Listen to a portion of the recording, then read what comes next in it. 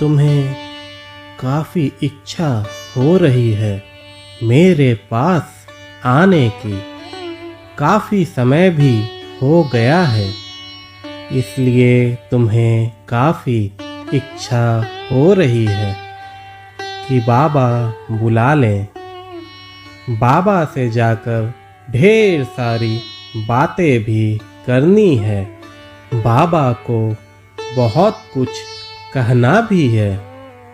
बाबा को अपनी बातें बतानी है। बाबा का दीदार करना है। तुम्हें शिरडी आना है।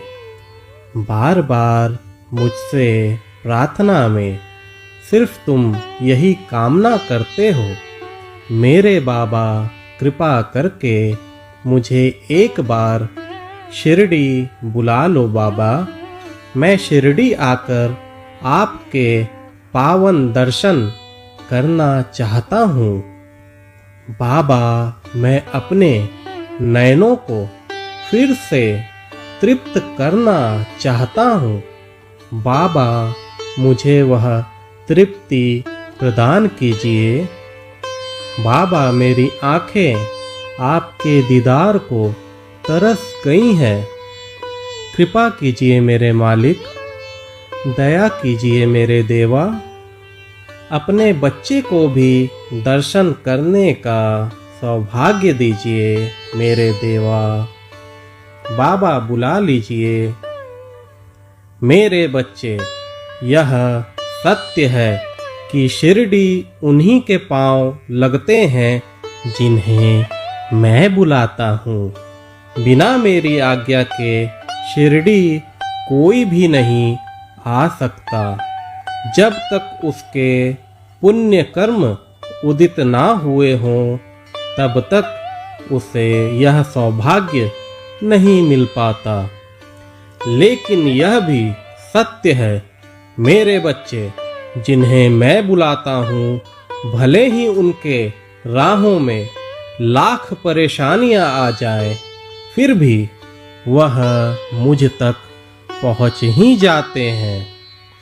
अगर मेरी चाहत हो गई कि मुझे अपने बच्चे से मिलना है, तो पूरी कायनात तुम्हें मुझसे मिलाने में लग जाती है और फलस्वरूप तुम्हें शिरडी आने का परम सौभाग्य प्राप्त हो जाता है। मेरे बच्चे, मैं तुम्हें बहुत जल्द शिरडी बुलाऊंगा। तुम्हें कतई चिंता करने की आवश्यकता नहीं। थोड़ा धैर्य रखो। तुम कभी ऐसा मत सोचो कि बाबा मेरी नहीं सुन रहे, बाबा मुझे शिरडी नहीं बुला रहे। ऐसा कदापि नहीं है मेरे बच्चे। ये शिरडी तुम्हारी है। अगर मेरे बच्चे नहीं आएंगे तो मैं शिरडी में कैसे रह पाऊंगा। अगर मेरा कोई भक्त मुझे मन से याद करता है तो मैं तुरंत ही उसके समक्ष किसी ना किसी रूप में आ ही जाता हूँ। हाँ, यह जरूर है कि कभी कभी मेरे बच्चे मेरे उस रूप को नहीं पहचान पाते, लेकिन मैं जरूर आता हूँ। मैं अपने बच्चों के लिए शिरडी छोड़ उनके समक्ष उपस्थित हो जाता हूँ, चाहे मेरे भक्त 7 समुद्र पार क्यों न रहते हो। मुझे उनके पास पहुँचने में पल भर भी नहीं लगता। मेरा अनंत रूप है। मैं तो कोटि कोटि में विद्यमान हूँ। मैं एक साथ में कई जगह रह सकता हूँ। जब मेरा भक्त किसी परेशानी में होता है तो मैं साक्षात रूप से उसके पास पहुंचकर उसकी मदद करता हूँ। मुझे अपने बच्चों से बेहद प्रेम है। मैं उनके लिए कुछ भी कर सकता हूँ। तो तुम्हें मैं शिरडी क्यों नहीं बुलाऊंगा मेरे बच्चे। शिरडी तो मेरे हर बच्चों का अपना घर है। शिरडी तो मेरी बेटियों के लिए उनका मायका है। तुम बहुत जल्द आओगे, मैं तुम्हें बुलाऊंगा और तुम्हें ढेर सारा आशीर्वाद और प्यार देकर विदा नहीं करूंगा, बल्कि जब तुम मेरी आज्ञा से शिरडी से जाओगे तब मैं भी तुम्हारे साथ चलूंगा।